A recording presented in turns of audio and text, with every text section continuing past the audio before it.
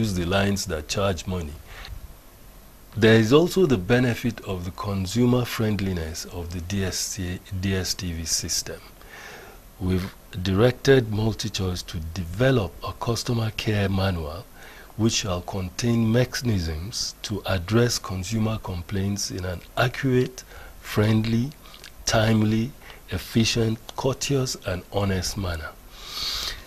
Another benefit is ease of and credibility of transactions with Multichoice. And to that extent, we've asked or we've directed Multichoice to ensure that they provide consumers of their services with a good list of their dealers and installers right from the beginning when they engage with the consumer, so that the consumer knows where to go, so that the consumer knows what he is getting into, so that the consumer knows where to get an installer and where to get a dealer. There is also the benefit of easier terms of engagement for the consumer. During the course of the investigation, we found out that some of those terms contained in the agreements with the consumers were unfair or unjust, to say the least, or one-sided. We've asked them to review all of those agreements and so forth, and to bring information to the consumers so that consumers, right from the start, know exactly what they are getting into when they enter into a contract with Multichoice. I think that with all of these, consumers stand to gain a lot of benefit from this intervention of the CPC. Okay. Mrs. Ogundikpe, unfortunately, we don't have enough time to analyze the orders one by one, but can you briefly tell us how your order to compensate consumers will be implemented? Will it be monetary or provision of airtime, and what informed this particular order? Let me say, first of all, when you say compensation, most people assume that it has to be money, but it doesn't have to be money.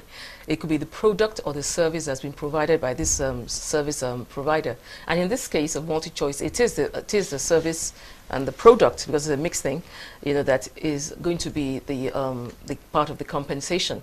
And of course, we had to look at something that would be of benefit to the generality of people, because it would have been extremely difficult to start taking each person one by one and say, okay, maybe you suffered maybe 1 day of non-viewing, somebody else this. That would have been very tedious for both the council and even Multichoice. So we decided to look for something that would cut across board, that would benefit consumers across board, and so the compensation basically is in the provision of the airtime and also some other benefits there.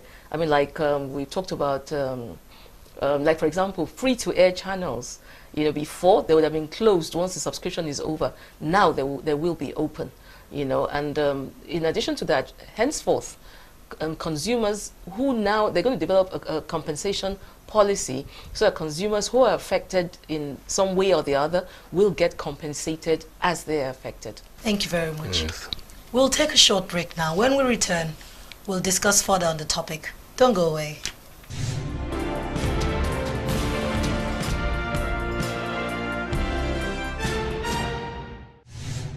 Welcome back.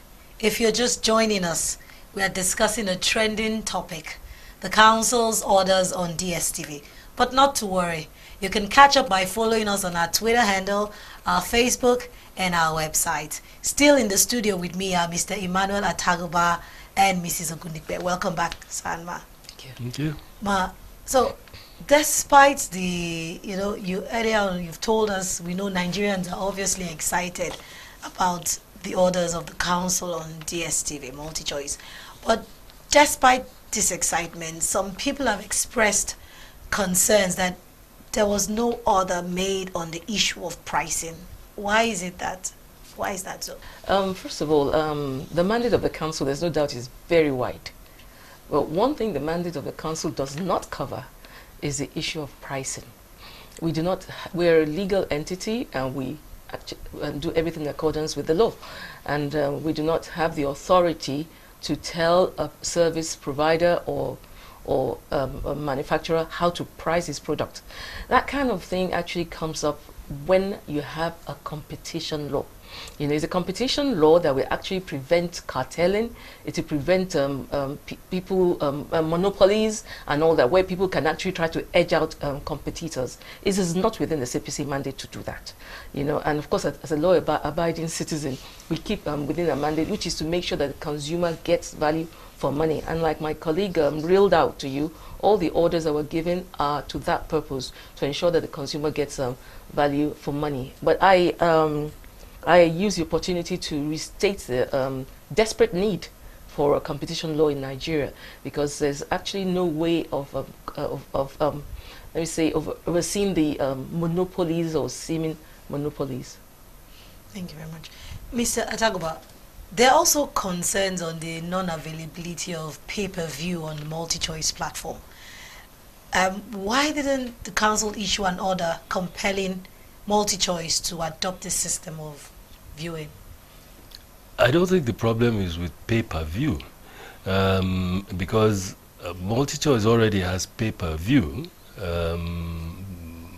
I think they call it box office on one of the bouquets.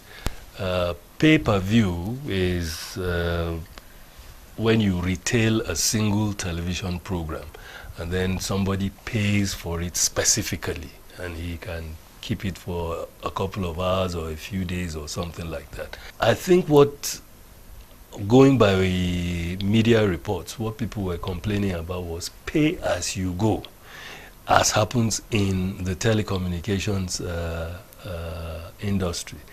Now, during the course of this investigation, we checked that out thoroughly and discovered that there is nowhere in the world where pay as you go is offered in television broadcast services. Not in South Africa, not in America, not in Europe, and not in the East. We took out time to investigate this thoroughly. And so the best we could get was, hey, you chaps, please, when people are unable to be available to watch programs, you should be able to suspend them.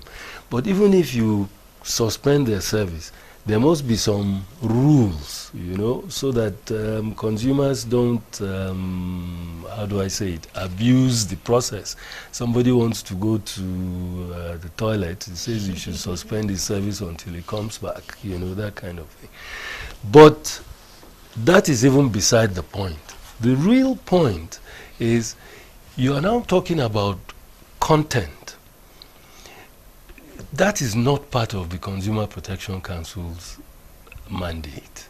Mrs. Ogunlipe, this question is targeted at you because you're in charge of enforcement in the CPC. How will your order to monitor Multichoice for 18 months work? It will work because we're going to be watching out to ensure that they comply with each and every order within the stipulated time. You know, so the time starts from now. You know, we will examine their books if necessary, invite them to come and tell us, give us information if required, and we will be there to see that actually those orders are complied with. And in addition to that, Multichoice itself has submitted to the council's on jurisdiction, and there will be a joint implementation committee comprising personnel from Multichoice and personnel from CPC. So we will on a regular basis monitor and ensure that the orders are actually complied with. If there are any issues, we will look at it together, but make sure that definitely what has been promised to the consumers will be delivered. Thank you so much, Mrs. Ogunlipe. You're Thank welcome. you, Mr. Tagoba. You're welcome. We look forward to having you on the program again. Anytime. Thank you, viewers. You can be sure that the CPC is always looking out for you and you will get value for your money. We'll take a short break, but when we return, we'll look at our other segments. Don't go away.